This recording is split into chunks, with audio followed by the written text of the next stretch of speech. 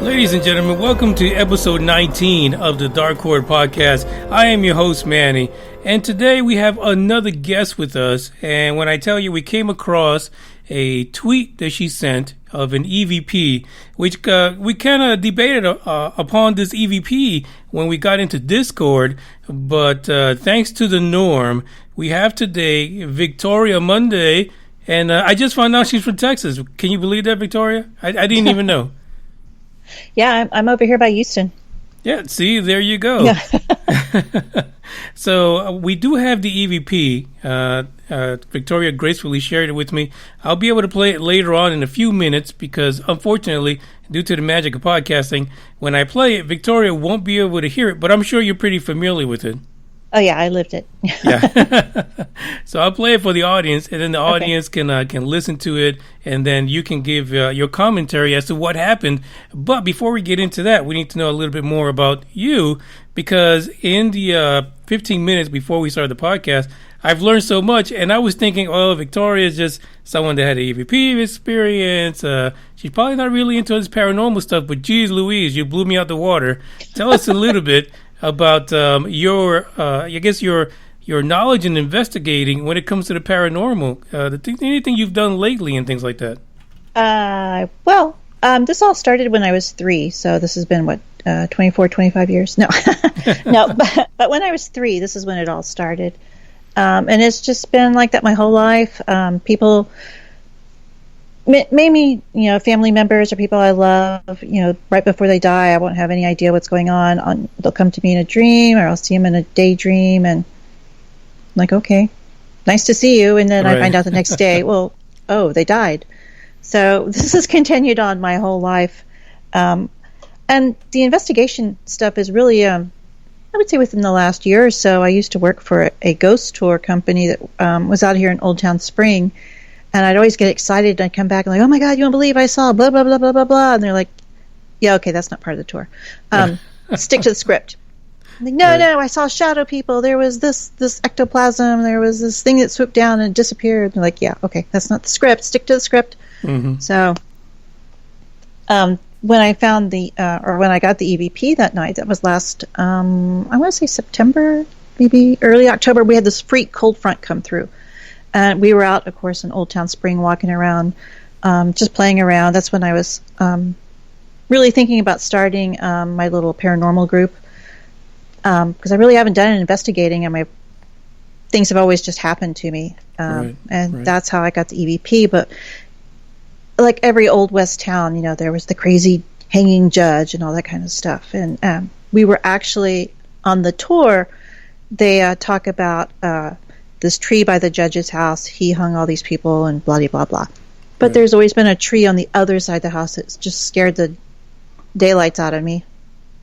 Do I have to watch my word choice here? Or? Oh, no, please. You can be as explicit as you want to be. Okay, it scared the crap out of me all the time, and I would never, ever go over there. Well, that's not very explicit, but we'll take it. my inner guide is Snow White. This is good for me. So it would always scare the crap out of me, and so that's how we got to EVP. I walked over there, and it was so cold. I asked the guy I was with, I said, "Hey, just hold my recorder, please. I got to put my hands in my pocket."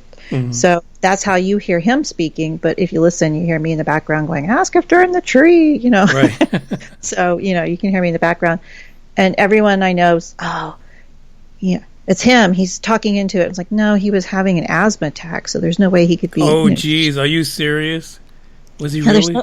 Yeah, it was because that freak wind blew in. He was having a really hard time breathing, and there's no way he could change his voice to an old Southern accent, that whispers. So, I mean, there's just no way he could have done it. And besides, I was standing right next to him, so I know it's totally legit, Right, right. But, yeah, I don't... or do you want to hear more, or did you want to play Well, let's talk about... you refer to yourself as the Paranormal Perfect Storm. Why is that? It was a joke originally. My mom's side of the family is from East Texas, and I'm sure... Are you familiar with East Texas? The deep yes. in the... Okay. Mm-hmm. So, there's no CVS on the corner or anything. Right. It's the woods, and the hills. And right. So they were all, let's just call them wise women, for lack of a better term, living off the land. They all had their own herbal remedies. They had all their own ways of doing things. They're all very intuitive, or were. They've all passed. And I remember them sitting around the table at Saturday night like, oh, I had this dream and blah, blah, blah. And then my grandmother would pipe in, oh, yeah, I had that same dream. And then there was this rug. And then my aunt would say, yeah, the rug was by the fireplace. And they would just go on all night long and sharing the same dream that they've had. So that was kind of creepy. And then on my dad's side of the family, they came over from Germany around 18, genealogy, I forget, 40 or something, 50, somewhere in there. They came from Germany, and they kind of migrated down to Texas. And there was always a joke, because I moved so much, in high school, or when I got out of high school and through college and through working. I moved all across the country, and they're like, you have gypsy blood in you. I'm like, okay, sure.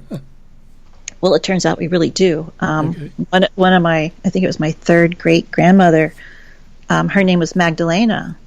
I'm like, okay, that's a cool name.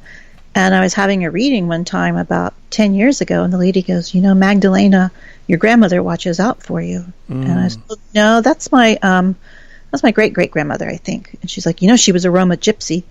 I was like, well, I've heard, Here you go. I don't know anything. She certified it for you. Yeah. So when you put those two bloodlines together, I'm like, I wouldn't say the perfect storm, maybe a paranormal precipitation or something like that. But I'm really intuitive. I see things. We just moved into a house a few months ago, and, there's a little girl in my closet. I've seen two men downstairs. Even my daughter has heard them arguing downstairs. Oh, really? And we go, look, there's nobody here. Phantom footsteps. So, it's just this part of Texas, I think. It's tied to the land. But. Yeah, you know what? I get that impression because I was down, and I tell this to people all the time, but I was down south, and it really seems like even one of the guys that are in the live chat right now, even Dre says that a lot of people down there in the south part of Texas, they're almost like used to it. It's like commonplace to have haunted places, I guess. Well, it is. I was doing the dishes last week, and I looked up, and there was a man with curly blonde hair, and I said, oh, hey. And then he poofed, he disappeared. I'm like, okay, well, see ya, maybe, Yeah. So let me ask you. So you've had this since you were young. Was there ever a point where you were like, I can't do this. I don't want this experience. I don't want to take part of this. Well, I remember when I was real young. I told my mom, I was probably like 2 or 3. So telling, Mama, I got a little movie screen in the middle of my head, and she's like, what? I said, well, I can see things like movies. I see, images. And she's like, oh, you're just overactive. It's just your imagination. Well, fast forward 20 years, I've come to find out that's my third eye. So all these things I've been seeing and I've been dismissing as my overactive imagination, it really isn't. And so I've started like, well, what the hell? I'm just going to start, putting this to the test. And probably the last 2 years, when I was working with a ghost group, I would say, well, there's a man up in the attic and he's pretty damn pissed. And like, well, okay, well, that's not part of the ghost tour. Right. You know, we're down here where John is, and they found a spirit room upstairs in the attic, so they all go racing upstairs. And like, you know, watch out for that man over there. He's pissed. And they're like, oh, yeah, right, okay, sure. So they go up there a little bit later with the one of those little sweepy radio things. And it is hot, you know, because it's Texas. Yeah. So I didn't go back up there. And so they came down and said, "There's a man in the corner," and he was very angry. I'm like, "Well, damn it! I just told you that, you know." And it's like, well, he was apparently a wanted for some sort of bank robbery or card shuffling, or I don't know. He was wanted for something, and he hid out in the attic upstairs. And I guess he was either captured or he passed away or something. But that's where his little spirit was hanging out. I was like, well, why don't you people believe me? I mean, I tell you these things. Would have saved you 20 minutes. So you really don't really consider yourself a medium or an empath from what I saw in your bio? Maybe in the olden days, but they're so, you know, trendy. You know, I'm at the cool kid table, and that's totally not me. So everyone's an empath to some degree, but I think empaths need to offer some sort of healing or support or conditioning, not just, oh, I feel the energies in the universe. Right. I think I can do that. But a medium, I guess so. I mean, I've been reading tarot since I was 16. I can scry without looking at a crystal ball or anything. And yeah, you know. So you've dabbled in it. It's not like it just fell upon you. You've actually dabbled in it and kind of kept it alive somehow. Yeah, it's, you know, since my mom passed and, you know, my family over there, it's just like, you know, it's a girl thing, I guess. It just, you know, part of our family. It's like we all did it. Okay, so I'm going to cue up this clip so that the folks can hear it, because I listened to it again like 3 more times. And and it's still so disembodied. I guess that's the only way to say it, right? Yeah. The only way to put it. All right, so I'm going to place you on mute for a sec. Well, I got to find it, right? I got to track this thing down. And then we'll play for everyone so everyone can listen to it. And then we'll chat about basically what it's saying, what we're hearing in it. So here we go. Or not. Are you by the tree? Oh, there it is. Something? Are you haunting the tree?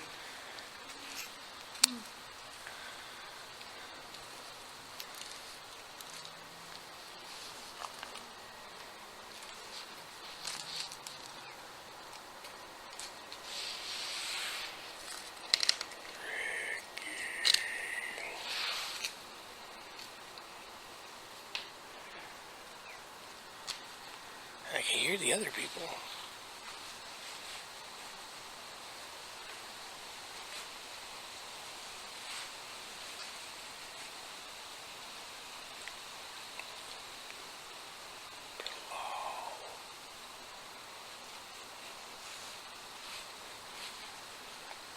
Come touch this green light. Everybody has walked away from me. I don't fear you. You don't scare.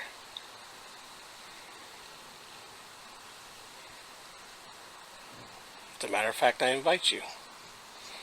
Come see me.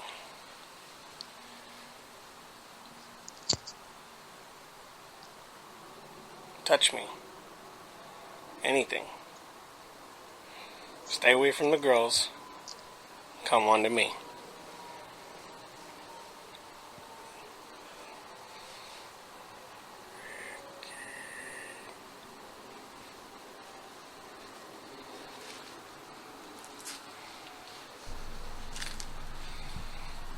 Nah, I'm not.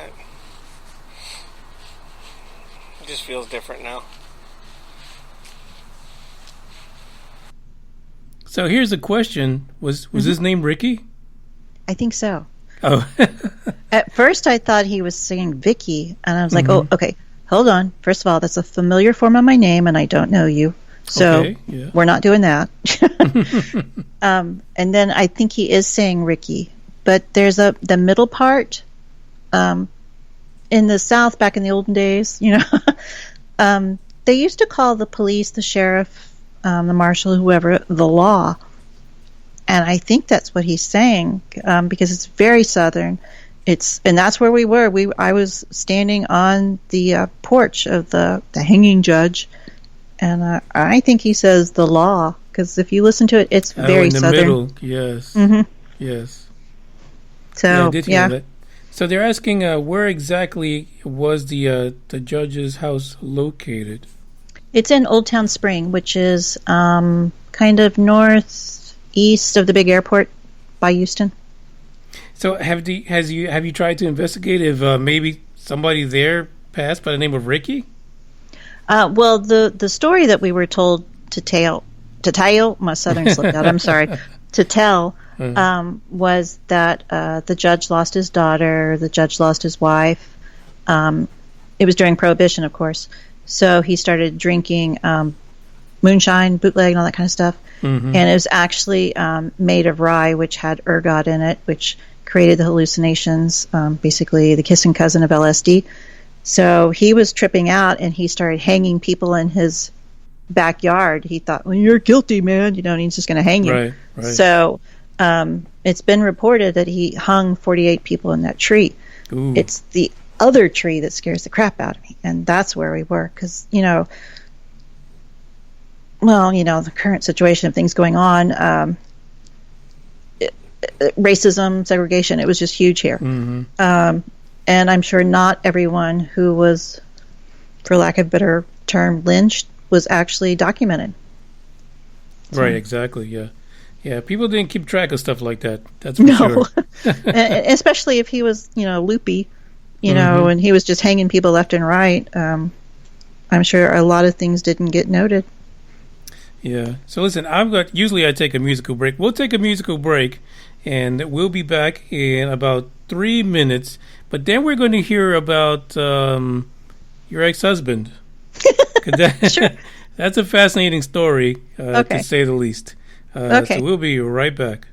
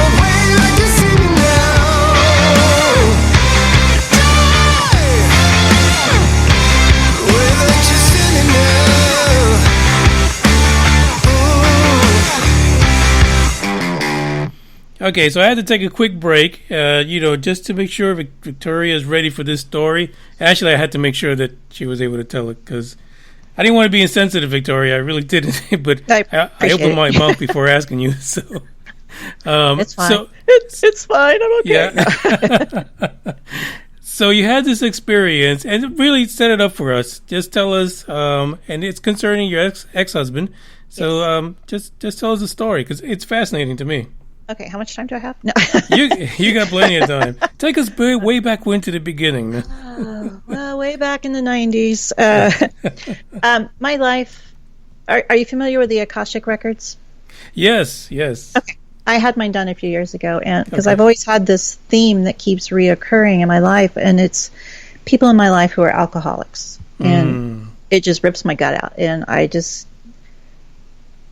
can't do it anymore. And so I did my Akashic records, and I found out why. And so I'm like, okay, that's my lesson. I've learned my lesson. I'm moving forward. So anyway, meanwhile, back at the ranch, I was married to the love of my life. His name was Scott. We had a little girl. And, when you're in college, you drink, you party, woohoo! He went to UT, so I'm just going to leave that one right there. And I'm thinking, after we have a child, he'll grow up and quit drinking. Well, no, he didn't. So finally, she was about 3, and a lot of crap went down. And I said, okay, you need to get sober or get out. And he goes, catch you later. And he turned around and left. I'm like, well, okay, I'm not going to say what I said. But right. So I left. I moved, and moved around the country, worked at some different stations. We both worked in television. And I ended up in Arizona. Now, by this time, our daughter is almost a senior in high school, so whatever age that is.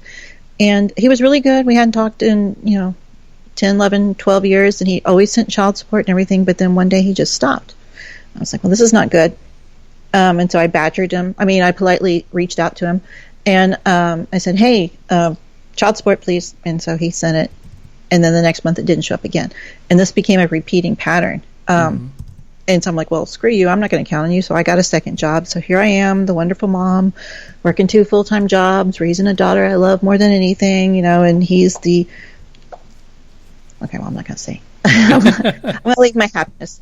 Right. He's back in Texas. We're out in Arizona. So it's really hard raising a child alone. It's really even harder to raise a child while you're working 2 full-time jobs. Right. And she's a teen, and she's going through all the things that teens in Scottsdale go through. Oh my God, I'm not a size 0. Like, oh my God.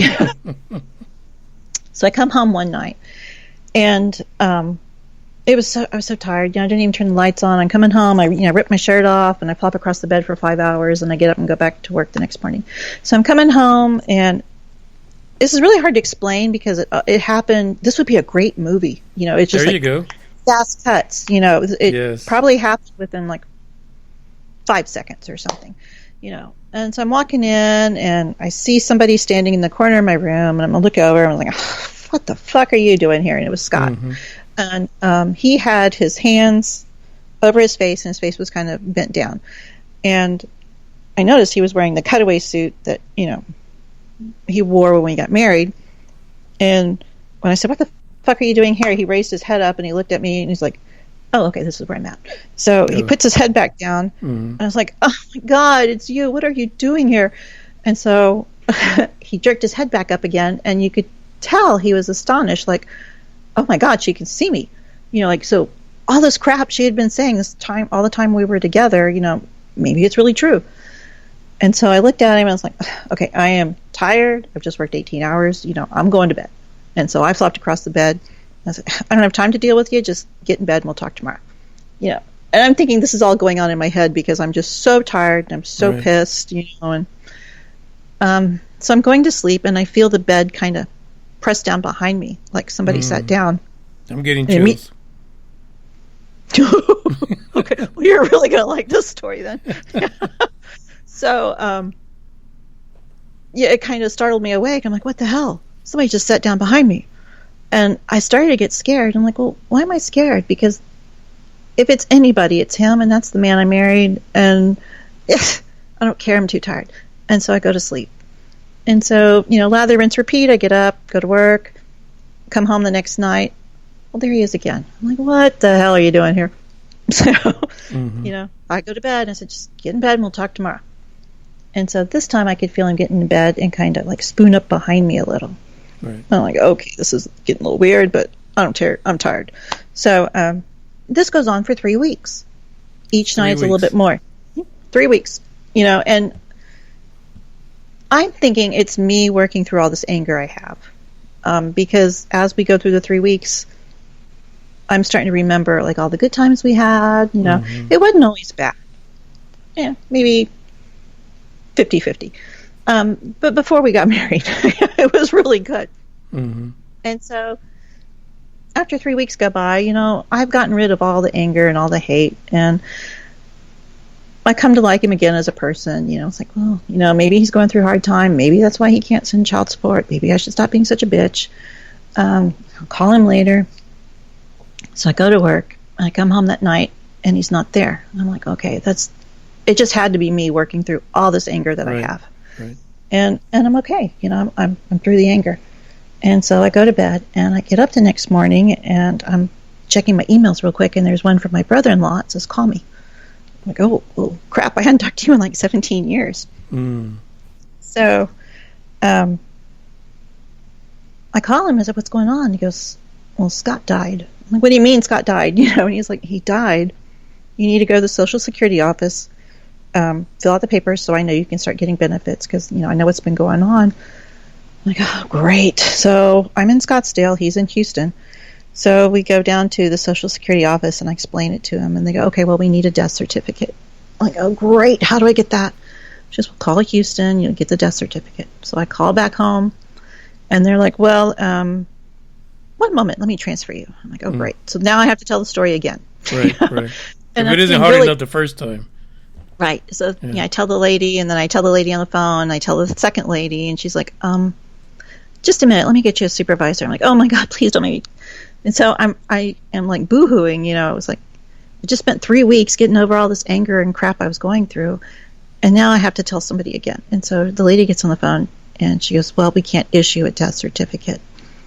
What do you mean? She goes, well, due to the nature of decomposition, we can't determine the cause of death. I'm like, okay, this is all new to me. What are you talking about? I don't understand. And she goes, well, someone found his body yesterday, and it was in his apartment, and we think he passed about 3 weeks ago. Wow. I was like, oh, shit.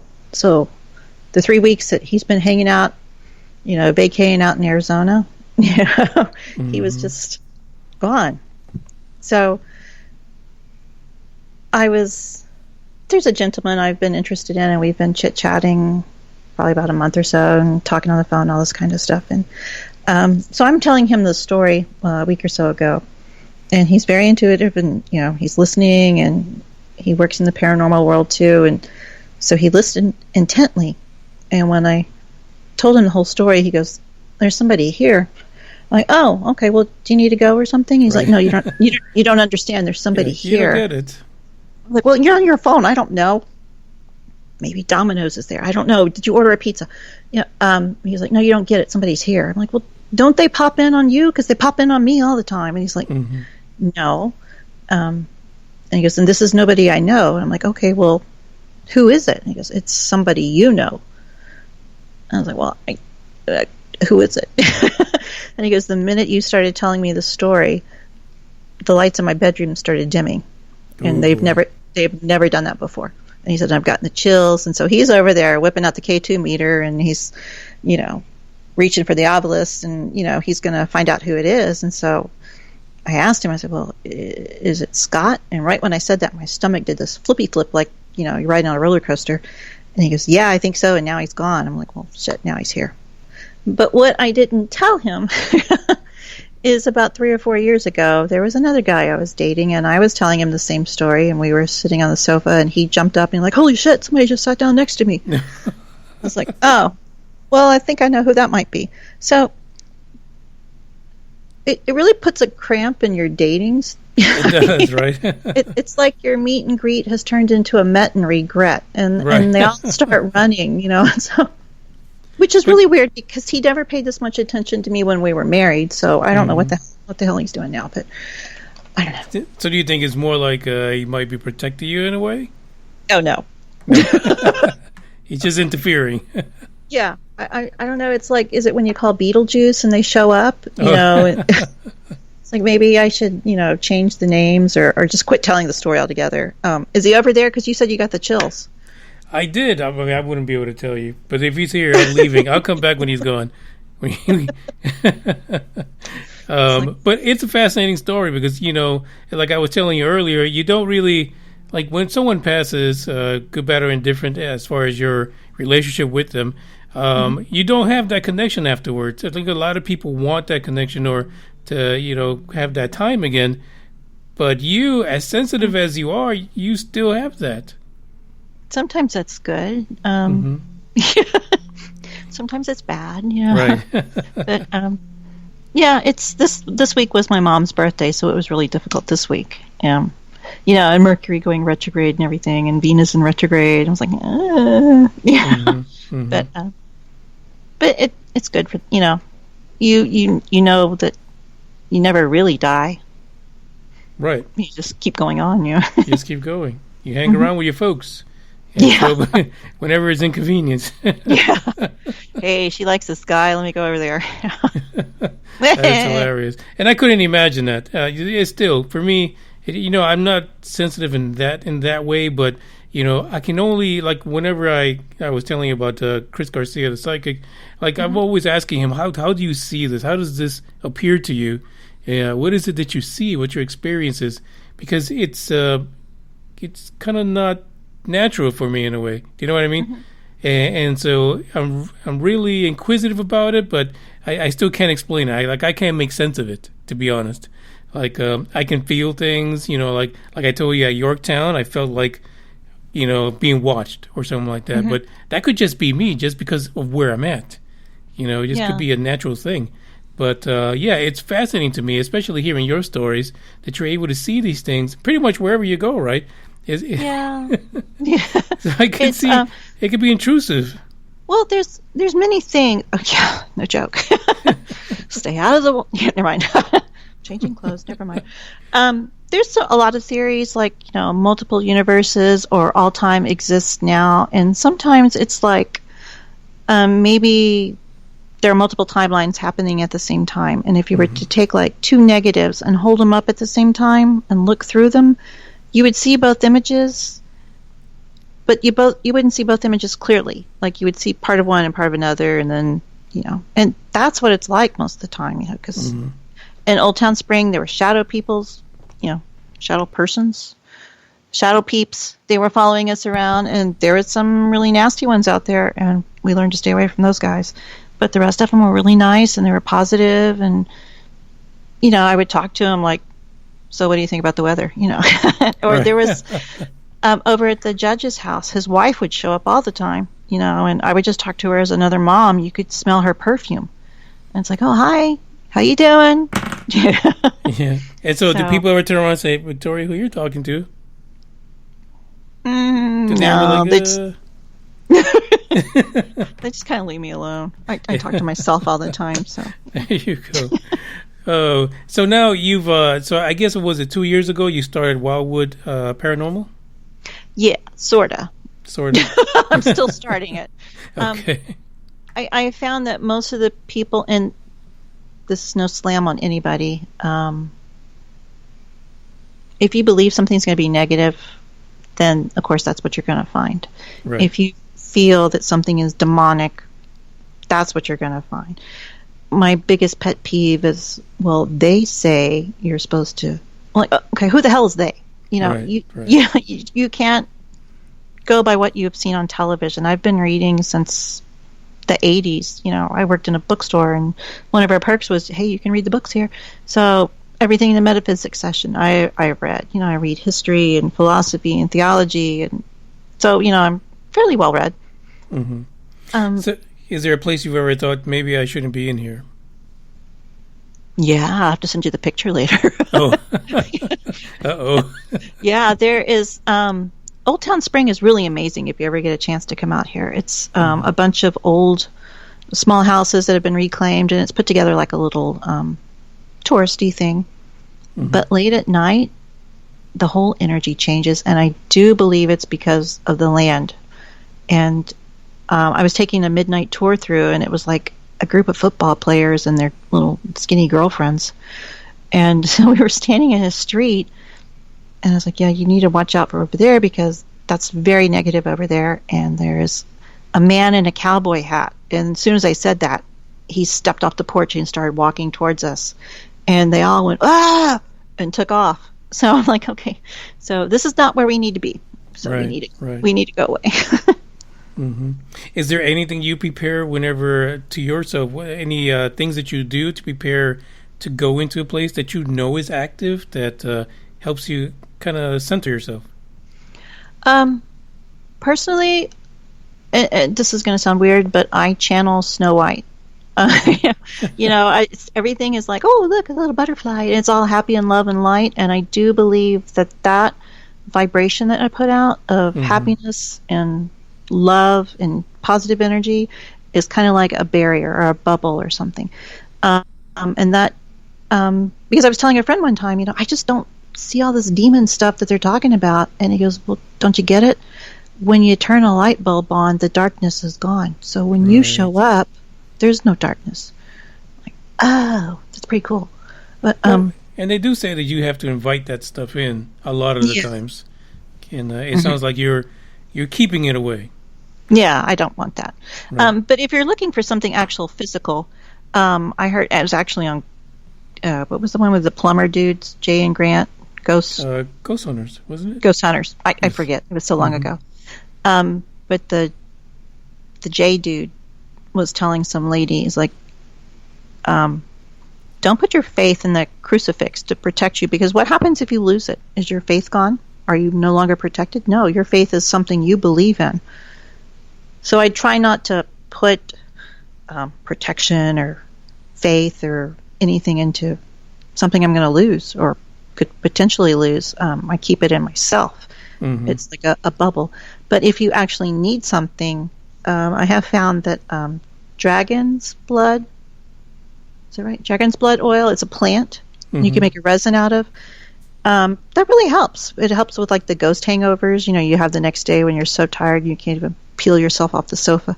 It helps with migraines. It helps from psychic vampires. It's just really good. You just put a little on your temples and you're good to go. And so you say currently you work in television? I do. And so you, but is it in the paranormal or is it like news media or something like that? I'm so far back behind the scenes I can wear ponytails to work. Okay. So. I'm one of those engineer technical type people. So it's interesting because if you're like a reporter and you go to all these scenes, I would imagine a sensitive reporter would pick up a lot of things when they're out there all the time. Yeah, no. No, I don't think I could personally do that. I mean, I cry when little animals get hurt. I was coming home, I'm out here in East Texas, right? And I have a very small car, and there was a possum that had gotten run over. I was like, oh, poor possum. And so I was able to straddle over the possum with my car. And so the next night I'm coming home, and there was an armadillo that had been hit. I'm like, oh, poor armadillo. And so I started to go over the armadillo, but my car was not tall enough to clear it. So it just went all the way down my car. And I was like, oh, so I'm crying by the time I get home, It's like, the armadillo was in my car. So, no, I couldn't do reporting. Yeah. So what's your next adventure when it comes to the paranormal? Any big plans? Any places you're looking to investigate? In October, if everything clears up, I'll be going to the Old Park Hotel with Dan, whose last name I'm going to mispronounce, Klaus, from the Hinsdale House, and Brandy Green from Ghost Hunters International, I think. They're doing a special overnight investigation there. I have, because where I'm at here in Texas, I do a lot of, I hang out at the Renaissance Festival a lot, so I have a lot of garb and stuff. And so I volunteered to be a trigger object for one of the ladies of the evening. So we'll see how that works out. What's a trigger object? Wait a minute. Well, you know what a trigger object is, right? No. Really? No, really. Oh, okay. A trigger object is something that will evoke a reaction. Out here in Old Town Spring, it's a railroad town, so when the train goes through, that's a familiar sound that would, any ghost or spirit or anything hanging around from then would be familiar, and so a lot of the activity kicks up. The Old Park Hotel in, drawing a blank, Ballinger, kind of up near Dallas. It's a hotel, but it was also a brothel. It's been some other things, and so I'm thinking, well, okay, I can brothel it up, so to speak. Yeah. So that's fascinating because I didn't know. I guess I didn't know that, right? That you can actually kind of conjure up or get some activity going by having something familiar that a spirit from that particular place would be accustomed to. That's really, really fascinating. So I'll know if I ever go to Yorktown not to take any kind of medical stuff. Don't wear a mask, or do wear a mask. Yeah, do wear a mask because of all the stuff going on. But don't jump on a gurney and ride it down the hall, because that would be a familiar sound that might trigger some sort of activity, like throwing a ball down the hall to a little kid. That might be something they did when they were alive, so that would trigger some activity. I got to look more into that. Now, I do have a question in a live chat from Pucky. He says to ask you if you were in Arizona, did you ever go into the bird cage in Tombstone? I love it there. Yes. Yeah. Actually, I didn't even. I was married to a very good, charismatic Christian man at the time, so ghosts did not exist. But I walked backstage, and my daughter and I, she was probably 7, 8, 9, somewhere in there. We walked stage, and you could just smell this lavender perfume just hanging in the air. And I was like, "Do you smell that, honey?" And she's like, "Yeah, what is that?" And then it was gone. And I was like, "Okay, that's kind of weird." But I've heard that's a perfume from one of the ladies. I've heard she was a madam, someone who worked there. Perhaps she was one of the performers or something, but that's a sign of her being there. Okay. So I see where Pucky was going. Apparently he lived in Arizona, so he actually knew about the place. Yeah, it's an awesome place. It's creepy as crap, but I love it because it just hasn't been touched. I mean, I think it was closed for like 40 or 60 years, and then they reopened it, and it looks just like it did back in 18 whatever. And so they opened it for like tours and things like that. Yeah. Fascinating. Downstairs they have they're calling them cribs, I believe. 2 rooms. Most of the cribs are upstairs for the girls and their customers. Then there was a stage, and then there was I want to say it was the world's longest poker game. It ran for like 6 or 7 years, but it just didn't stop. And it was downstairs in the birdcage. Isn't it crazy? All that rich history in these places. It's amazing. Amazing to hear the stories and things like that. It kind of makes you, I guess, more open to what might be happening there. Just knowing that so many things happened in some of these places. Green Man, who's also in the live chat, has a question for you. He says, during the EVP recording, where were you located in relation to the male voice that we heard? At his elbow. He kind of pissed me off when he said, "You can touch me, come to me," and so I kind of shot him a look like, "No, you can't." So I think he changed his demeanor after that. But yeah, I was right at his elbow. Yeah. Yeah, it's fascinating. And I guess they're trying to figure out how far away, if maybe you might have heard it or felt something when you were there. Were you feeling anything at the time when you were in that location? Creepy. It was just, the don't turn your back is what it feels like. Just don't turn your back there. But funny thing, I was at work, and I had like 2 hours of audio recording, so I was listening to it, trying to work, and all of a sudden I hear that, "Ricky." Right. I'm like, "Oh my God." And so I go running down the hall, and of course nobody's in the department. I'm like, "Somebody listen to this, please. Listen, what does it say?" And nobody was there. Yeah. Oh yeah, no one's there. That's right. So Yeah. Oh, it's fantastic. Listen, I thank you for coming on. Any last words? Anything you want to let people know regarding Wyldwood? Any things coming up? Can they reach you through Twitter if they have any questions? Yeah, I'm always on Twitter. Well, yeah, I'm always on Twitter. But you can find me on Facebook too. I'll answer any questions. Somebody was asking me about astral projection and dream walking, so that's my next thing. I'm going to try and teach them how to do that now.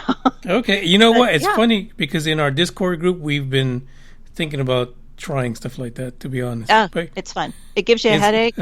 But there's nothing cooler than walking into someone's dream and saying, I hope you get the rest you need. And if you should happen to think of me, just think of something nice. And then 2 or 3 days later, they go, you were in my dream the other night. Mm-hmm. Too funny. Really? So, but no, I just work. I'm just a paranormal person. That's why I never said I'm a really... Originally, my Twitter said I was a paranormal investigator, but then I was like, well, I really don't investigate. I'm just a paranormal person. You're just a magnet. You don't even have to investigate. It all just comes to you. Well, yeah, it's like I'm not a ghost hunter. They hunt me. So Exactly. There is one more question from Andre in the live chat. He says, where would he get his Akashic records? Oh, well, you can do it yourself. There is it's a website. It's called UDEMY. I don't know how you say it. Mm-hmm. And you could go online and learn how to do it yourself, or you can pay someone a crap ton of money and they will do it for you. And what it does is it basically, however they do it, I guess it's channeling or intuitive or guided messages or something. But my lesson was, I don't mind sharing it or anything. I can't fix people. That's my lesson, because all the alcoholics in my life, I've always tried to fix them. No, you need to get sober. No, you need to go here. And once I let go and finally accepted the person for who they are, and if they're an alcoholic, they're an alcoholic. That's their path, not mine. Things have gotten so much better. Yeah, it's a good lesson to learn for most people. It's a hard one. It is. So you got to accept some things, unfortunately. Victoria, thank you for coming on the podcast. I appreciate you being here. Thank you for having me. This was so much fun. Oh, fantastic, really. And I've learned so much, believe it or not, especially about the Texas and San Antonio areas. Yeah.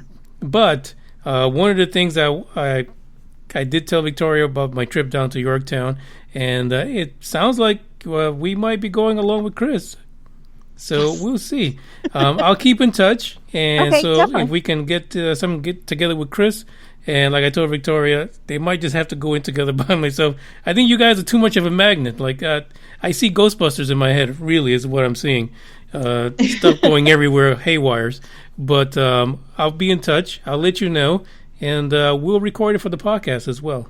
Oh, that'd be awesome! Thank you. Be great. All right. Thank you again for having me. Thank you. It was great having you on. Okay. Take care. Thank you. Bye-bye. That was Victoria Monday, ladies and gentlemen. Fantastic visit.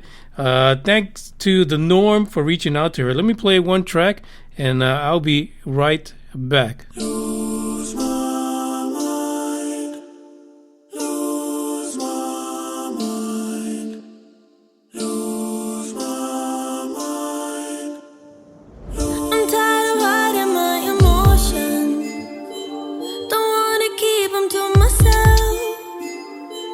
I'm on the verge of an explosion. Don't care about anybody else but you. Oh.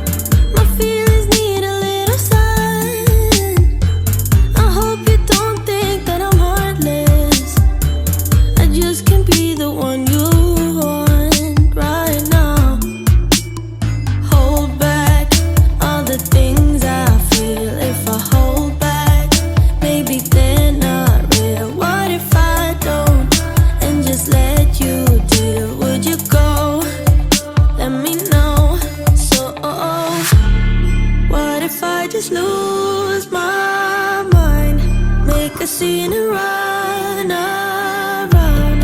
Show you what I feel inside all the time. Hey, what if I just lose my mind? Scream until the air runs out. I don't really care, 'cause I lose my mind. Oh, oh, oh. Lose my mind. Oh, oh, oh. Lose my mind. Oh, oh, oh. Lose my mind. Oh, oh, oh. Lose my mind. Hold back all the things I feel. If I hold back, maybe they're not real. What if I don't and just let you deal? Would you go? Let me know. Dead man walking.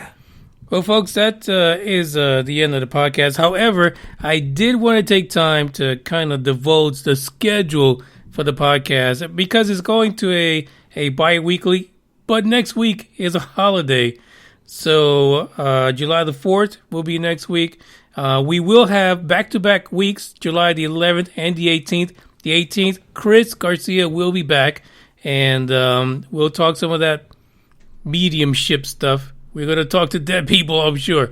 But just keep that in mind. We'll be back-to-back July 11th and the 18th. There won't be an episode next weekend, so we might do some UFO Buster Radio something or another, because I'm sure something's going down in Boca Chica pretty soon that we need to talk about.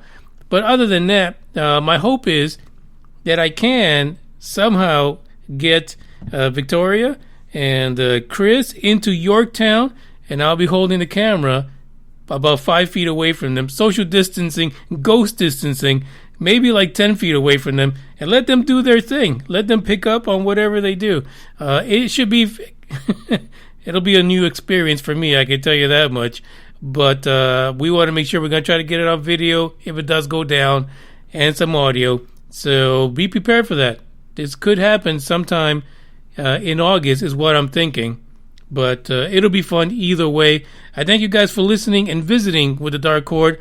I am Manny. You guys are fantastic for showing up. The Norm, thank you for getting Victoria on here. And special shout out to Gamevit, Pucky, Green Man, J-Ron was on. I guess he's kind of new. I don't remember J-Ron. Zachariah also in the live chat. And if I missed you, I apologize. But there's a lot of chatting going on in here. I'm trying to get back to the beginning to see who else was here. Either way, thank you guys for listening. I appreciate every single one of you. And don't look under the bed. Stuff down there is scary as hell.